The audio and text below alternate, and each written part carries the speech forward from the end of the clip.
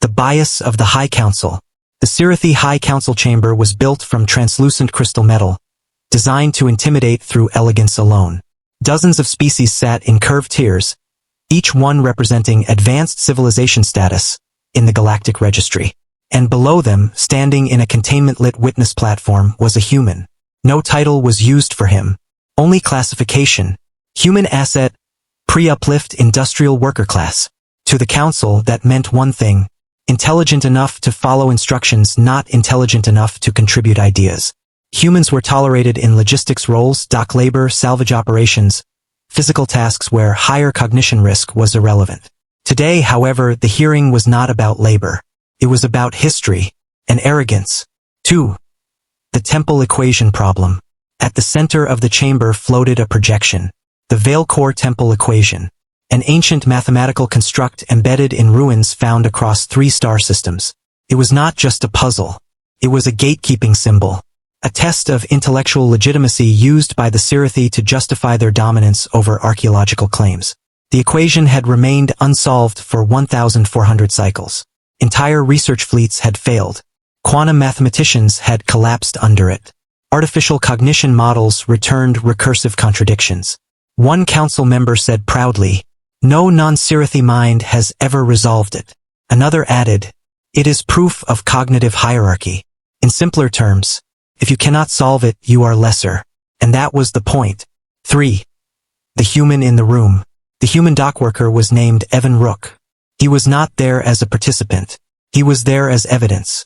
A living example of managed species integration success. He had been brought in because he once worked on cargo stabilization systems near a Sirathi archaeological transport vessel. In council terms, indirect exposure to advanced mathematics-adjacent systems. In reality, he fixed broken loaders and listened to station radio while working night shifts. That was all. The council speaker addressed him without looking directly. "Human asset. Observe the display. Do you comprehend its significance?" Evan looked up. The equation hovered. Complex, layered, beautiful in a way that didn't require permission. He shrugged slightly. "It's a recursive resonance model with spatial temporal anchoring." The chamber went still. One council scientist blinked.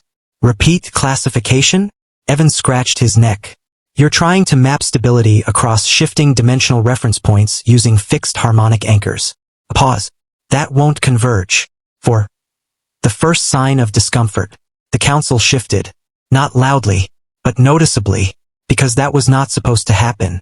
Humans were not supposed to interpret the equation, let alone recognize its structure.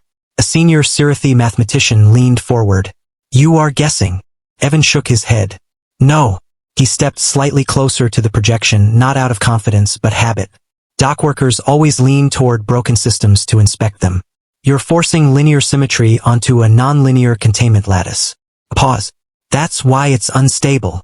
Silence spread, because he had just identified the exact failure point. 5. The intellectual slap. A council researcher activated a secondary layer of the equation. A defensive complexity overlay, meant to discourage interpretation. It shimmered across the chamber. More variables, more dimensional recursion, more cognitive overload patterns. The council expected confusion. They expected retreat. Instead, Evan squinted. "Oh." A pause. "You're missing a normalization step between phase drift intervals." He reached out casually, not touching the projection, just pointing. "Here." He traced a section in the air. "This segment assumes temporal consistency, but your own data shows phase slippage every 7.3 cycles. He looked at them. "You compensated in the wrong direction." And then, he solved it. Not ceremonially, not dramatically, just casually, like tightening a loose bolt. 6. The chamber breaks its own confidence. For a moment, no one spoke. The equation projection recalculated automatically. Confirmed convergence. Solution achieved. After 1,400 cycles of failure. By a dockworker. A human dockworker. One council member whispered, "That is not possible." Another replied, "It just occurred." The senior Sirathi mathematician stood slowly. "You had prior access to temple schematics." Evan shook his head. "I had access to broken cargo loaders and a lot of free time." A pause. "That's usually enough if something keeps repeating incorrectly." That sentence landed harder than the solution itself, because it implied something worse. Their intelligence had not failed. Their assumptions had. 7. The bias collapse begins.